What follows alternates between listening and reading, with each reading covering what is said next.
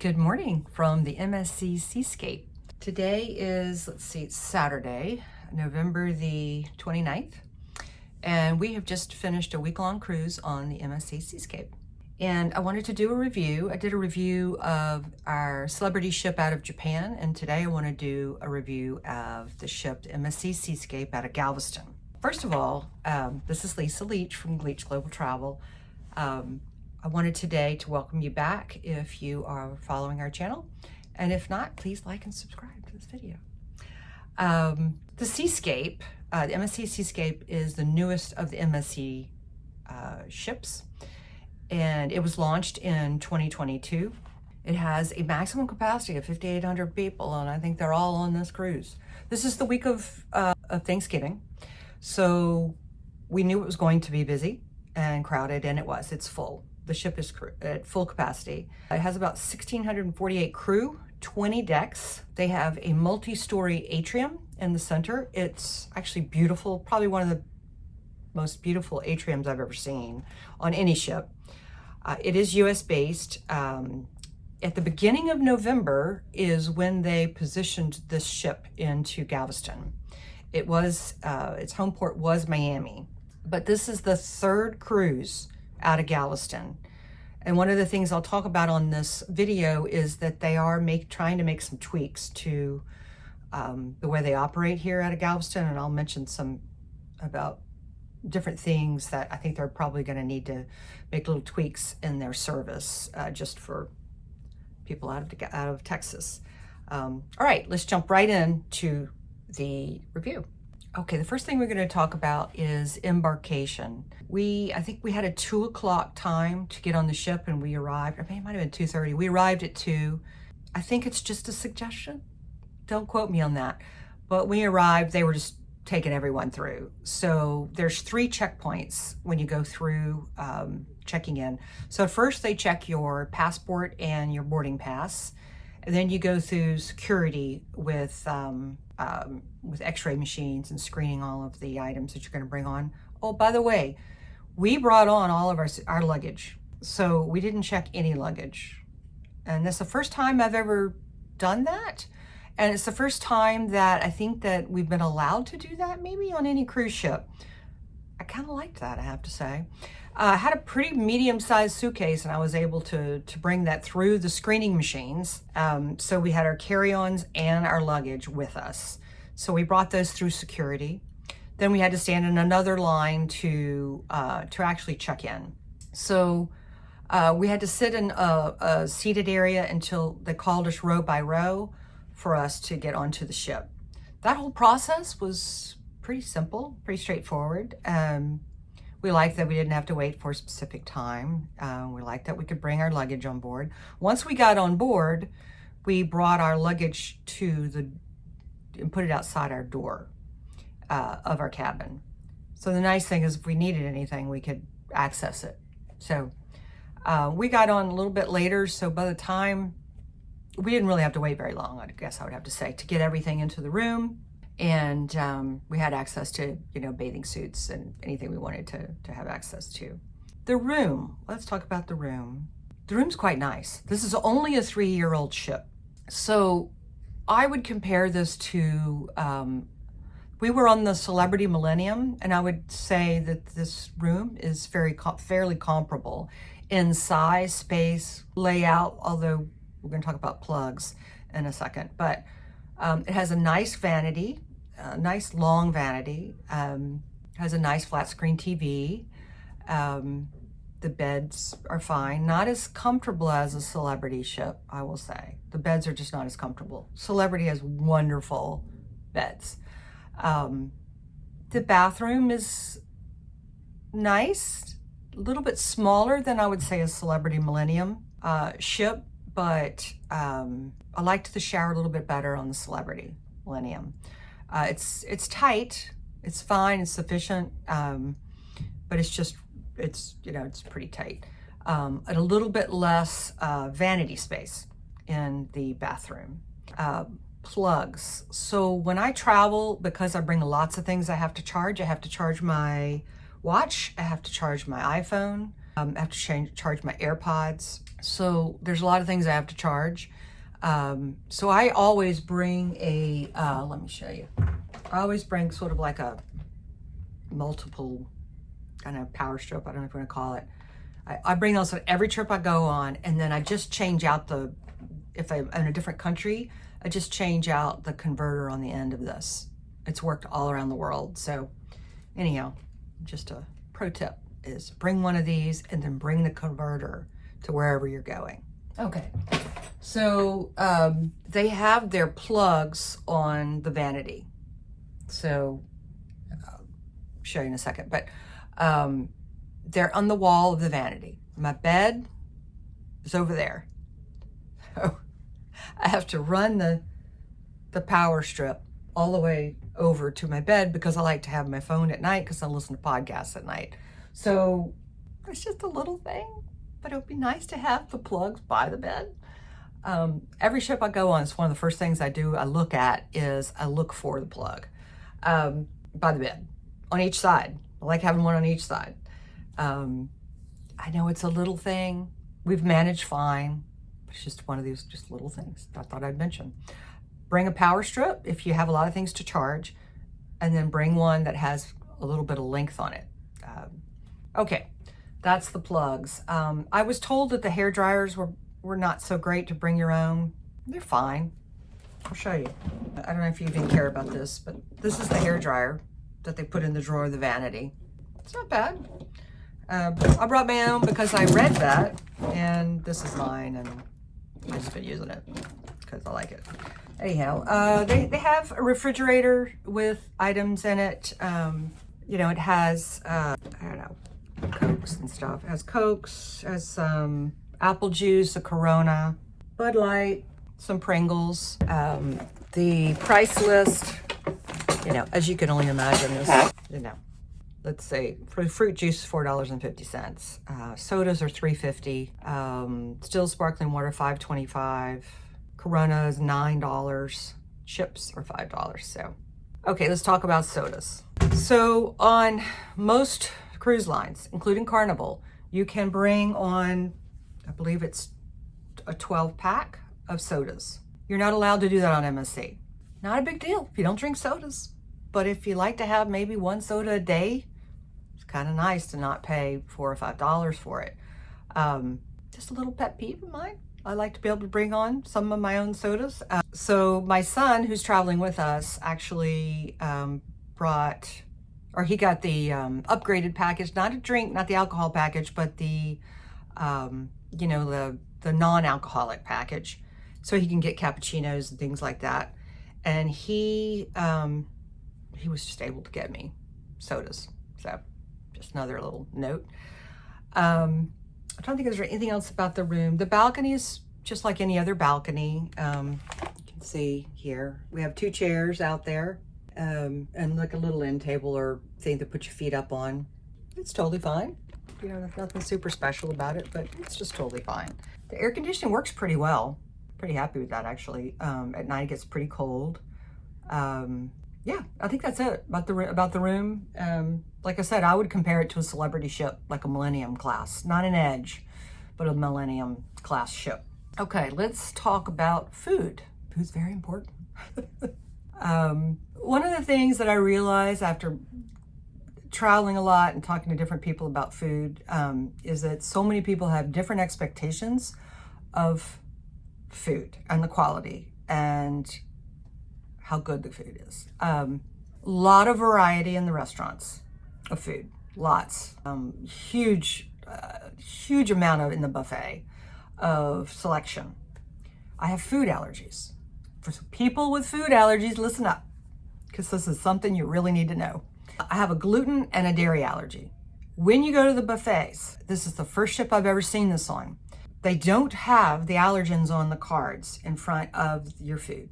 They direct you to the gluten area, which they do have the gluten area. And they have gluten-free bread and muffins and things, which are not bad. Let me show you. So, for example, these gluten-free muffins are delicious. They have gluten-free brownies that are packaged just like this. They all come in plastic bags like this, okay? So at dinner, well, not always, but a lot of times you can ask for this, and you should, because these are yummy.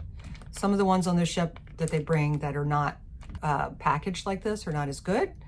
But I will say that the croissants in these packaging, just like this, are really yummy.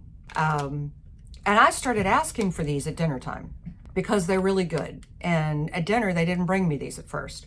So I would ask for these. But in the morning time, there is a gluten-free section. And by the way, if you see these, grab them, because they just run out, and then they do replenish them, but they run out frequently. And they're a little bit, they make sure that you're gluten-free if you're getting food off of the gluten-free area. At breakfast, they almost always, on the back left side of the ship, they have a gluten-free area.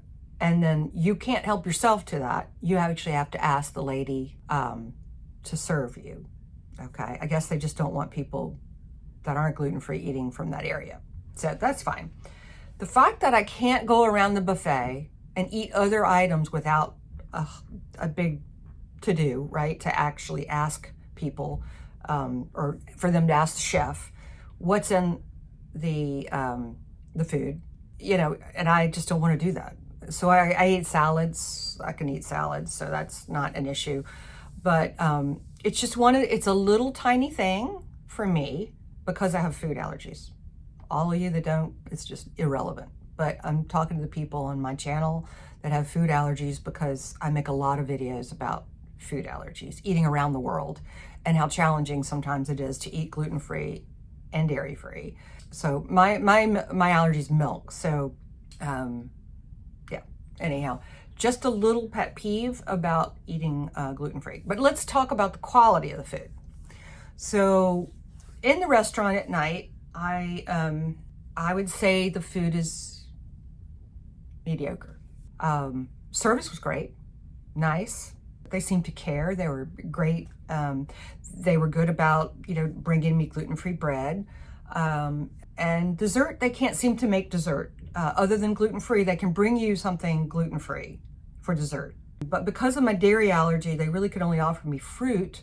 And then I eventually just told them, bring me the gluten-free packaged brownies, little things and kind of like this. And they could do that. So the last 2 nights I've gotten brownies, so which are quite yummy. But anyhow, other cruise ships, they may change this, because I talked to the head chef last night.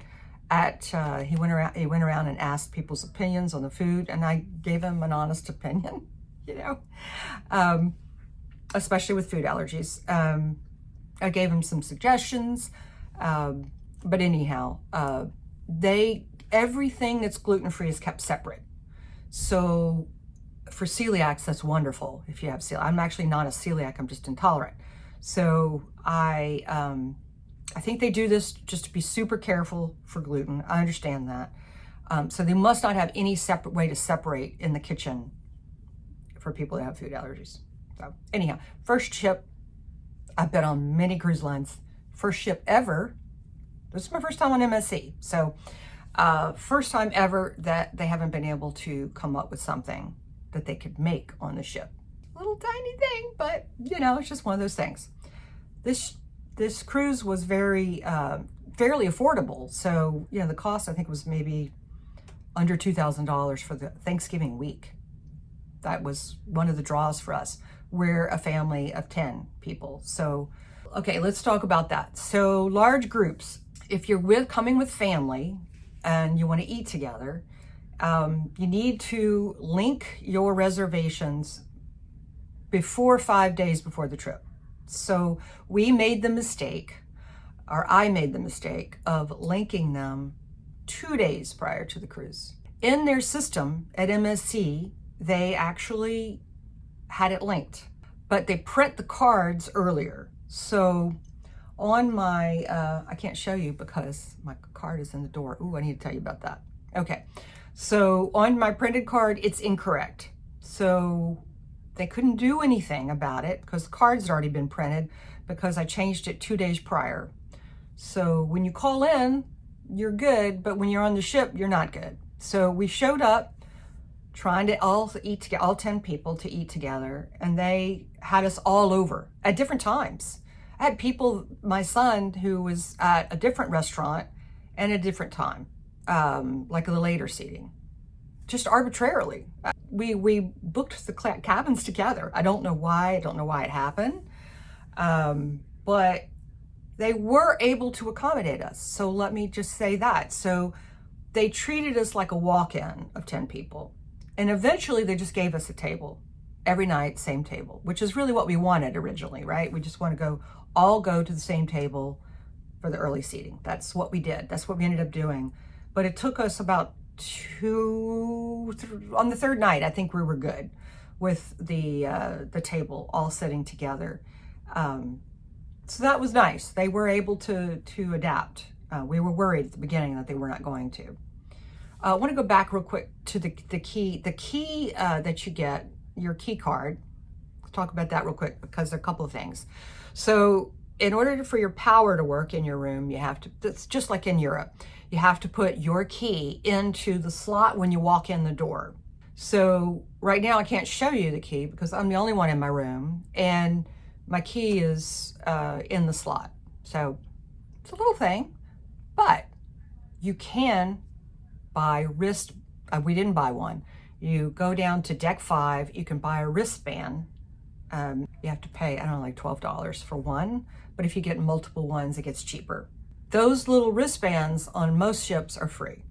I think eventually they will be on MSC, but right now they're making you pay for them. There's a little bit of, but you know, on any of these cruise lines, these more affordable cruise lines, you kind of get nickel and dime to death. There's little things that I was just surprised by. That was one of them. We're about to go on a princess cruise in January.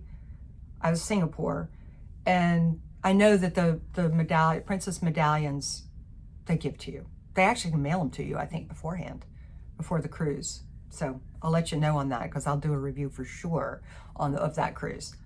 But anyhow, they do the wristbands. Some people have them. You can see them. People have them. That would be more convenient than having to deal with the key situation with the door, because if you got someone else going in and out, you got to swap out the keys in order to keep the power on. The power, once you take it out, the key, the power does stay on for, I don't know, maybe a minute or so. You have a little bit of time for the power and everything to be on, the lights and everything. Let's talk about time zones. So we went from Galveston to Costa Maya, Mexico, to Roatan, Honduras, and then back, to Cozumel, okay? So nice thing is we docked at piers in all of those locations.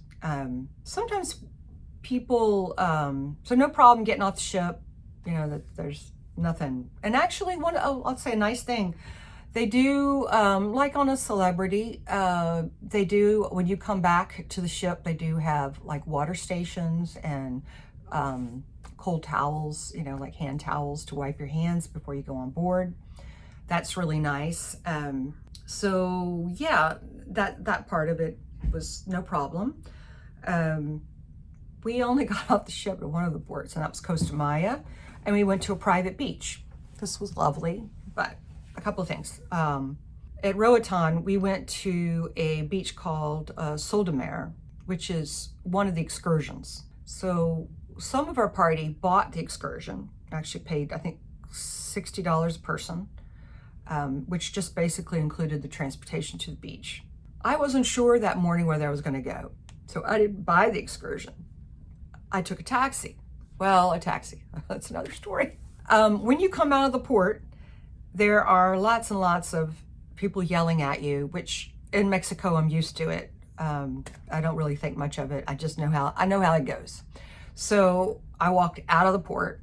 It's just a funny story, but I found a lady, an older lady, local, who was sitting outside her shop. And I asked her, I said, can you recommend someone to drive me to Sol de Mer Beach, which is a private beach, private club? So she said, well, let me call someone. She called her son. Her son came and picked me up and brought me to Sol de Mer Beach, which was lovely. I had a lovely conversation with him because he works on a cruise ship. He works on a Disney cruise line. So we had really interesting. And he used to be on the Princess cruise that we're about to go on in January. What a weird coincidence that is.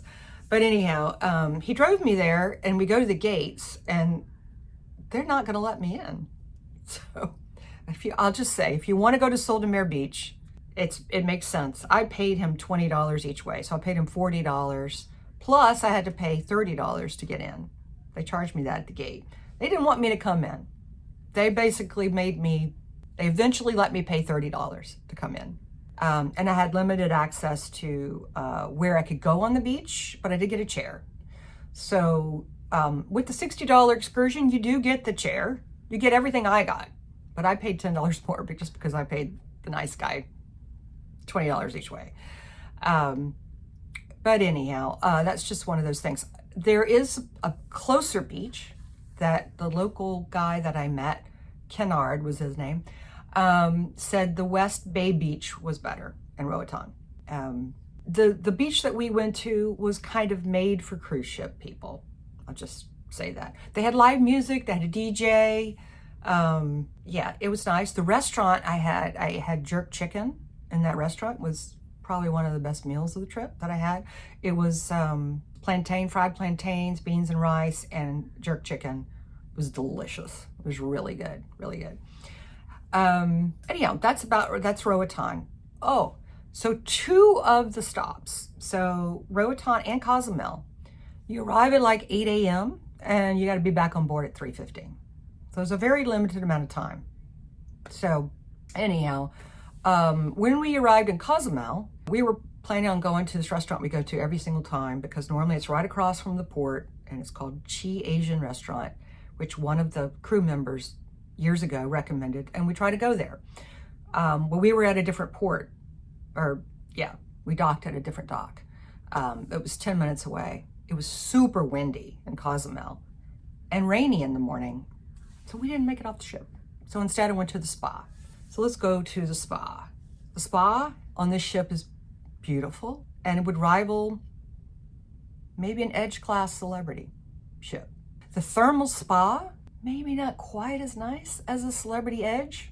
It's pretty darn nice.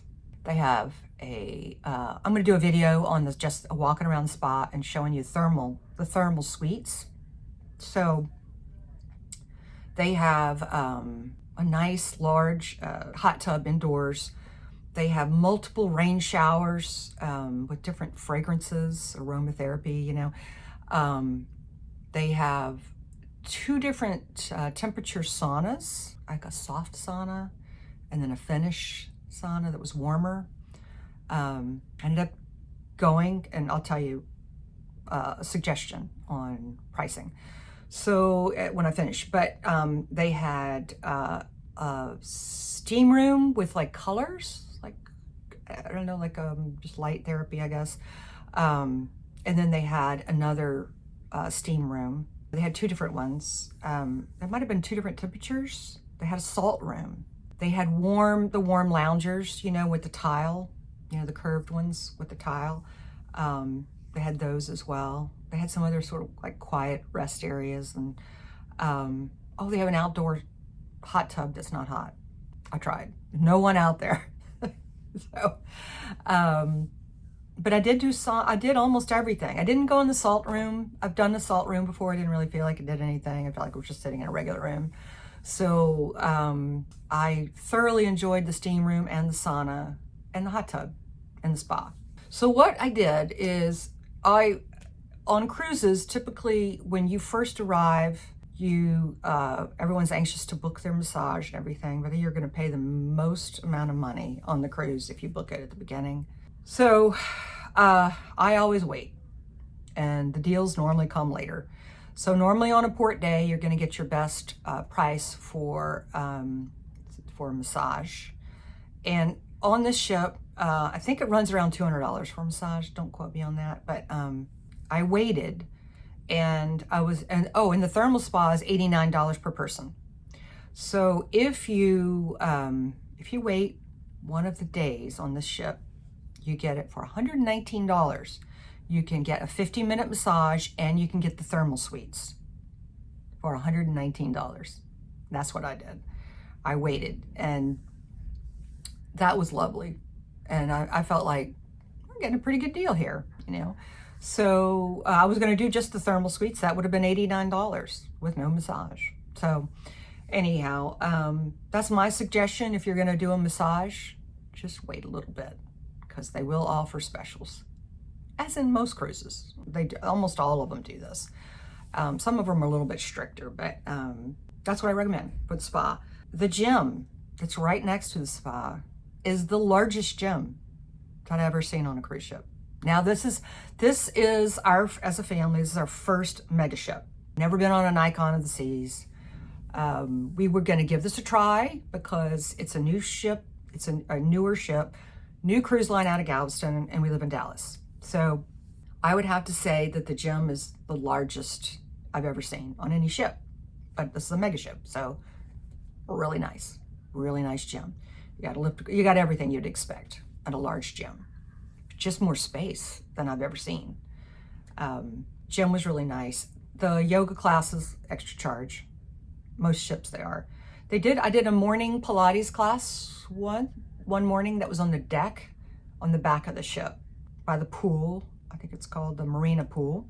It was actually pretty good. The Pilates class, it was more yoga than I expected, but it was pretty, we were doing planks and stuff, but bring a towel or something to do, because you do end up kneeling down on the deck and it bothers your knees a little bit. Pickleball court. Let's talk about pickleball. The court, there's one court, and I have a couple of people in my family that are huge pickleball fans, and one court's not enough. So I think they were up there this morning. This is our last day. I think they were up there at 9 o'clock trying to get there a little bit early, and it was already a line. It's just very difficult. Got to get up really early, or wait in line, or late at night maybe. I don't know. But they do have one. They have a pickleball court. The Robotron, which is that sort of arm thing that you can ride. It's like a ride that you can do. We never did it. Of course, there was an extra charge. Don't know, for extra charge. Your kids might enjoy that. So we'll talk about kids. There are a lot of kids on this ship. Lots of kids. It is Thanksgiving week. We expected there to be lots of kids on this ship, because the kids are out of school. They have a kids club. I can't tell you a whole lot about it because I don't have kids. So I have older kids. So we played ping pong. There's foosball tables. But let me just say that on the other side of the game area, which is above the jungle pool, which was one of my favorite places, by the way. I liked the jungle pool area, but it was an enclosed pool, has some hot tubs. It was just really packed during the day. On the other side of the pool, on one side there are the ping pong tables and the foosball tables, and those are free. On the other side of the ship, they have pool tables and like, I don't know what you call the skeet ball or whatever, not skeet ball. I know you have to pay for pool for sure. That was a little odd to me. But you can go get games at that's kind of like the game. It's right above the jungle pool. You can get games. So you can check out like board games and stuff. That's a nice little area. The atmosphere is kind of nice in there. I always like solariums. I love on the solarium. Pools. Let's talk about pools and saunas. I'm sorry, pools and hot tubs. So the pools, there's an indoor pool, that's the jungle pool. There are several outdoor pools. The main one is the Marina Pool. Cannot remember what deck, but the back of the ship. They have an all-adult pool. Further down, I think it's deck 8. And then they have some infinity hot tubs on the side. And those, sometimes they don't police them well enough, and sometimes kids get in those hot tubs. The first day that I got in, there were a bunch of kids in there, and then someone came and did actually ask them to please leave. It's not labeled very well. You would expect that the adult hot tubs would be at the adult pool on deck 8 in the back, It's out the very back of the ship. On deck 8 is kind of the adult level. Yeah, with specialty restaurants and stuff. But anyhow, yeah, so hot tubs. Let's talk about hot tubs. I like to get in hot tubs. I like them hot, but they're not super hot. But they're warm. So I got up I would recommend getting up early in the morning and going to one of the infinities on the side of the ship. Choose the side where you get some shades, so sun won't be in your face. But I would get on one side or the other, whichever is not in the direct sun, early in the morning, 9, 10. It's just not crowded at all. If you try to go midday, they're packed. I went one day to the jungle pool to go to the hot tubs, and they were so crowded that I just couldn't get in. About restaurants. I'm going to go back to restaurants real quick. If you want to have a little bit more peaceful, the buffet is like always on all ships. It's a little bit hectic, but with this many people, it is really crowded. So you can go to the Green Wave restaurant, which is deck 5, which is where we eat at night for dinner. You can go to deck 5 and have breakfast. You can have brunch. As a matter of fact, they have brunch going on right now, which is nicer because it's just more peaceful. It's not as chaotic. And for someone with food allergies, I can order and tell them, no gluten, no dairy, that kind of thing. So that's just a little tip. So today's a sea day, so they're open for brunch and dinner. Some of the specialty restaurants are open for breakfast at no extra charge. So the Butcher's Cut and the Mexican restaurant are open for breakfast, no extra charge. So at the beginning of the cruise, most people don't know this. So if you want to get out of the crowds, you can go to one of those restaurants. We did that one morning, actually, until I think word got out, and then people started coming. It was more crowded. We didn't try the specialty restaurants. I do have someone in my family that went last night, and I think is going tonight. Some more of my family's going tonight. I will let you know what they say about specialty restaurants. Just another thing that you should know when you come on this cruise out of Galveston is that the time changes 4 times. So I think maybe on Roatan, you go back an hour, and then you come forward an hour, and then you go back an hour, you go forward an hour. That can get a little bit confusing, I'll just say. It's just one of those things. In the MSC app, we'll typically have the right time. And if you're at, like, let's say you're at one of the ports and you turn on your cellular, you turn off your airplane mode on your phone, it will update to the local time. But if not, if you stay on airplane mode the whole time, your correct time will be correct in the MSC app. One of the other thing about the MSC app is you can text people through the app, but you have to do it one at a time.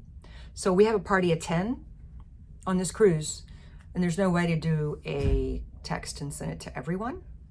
So that is just something you should know.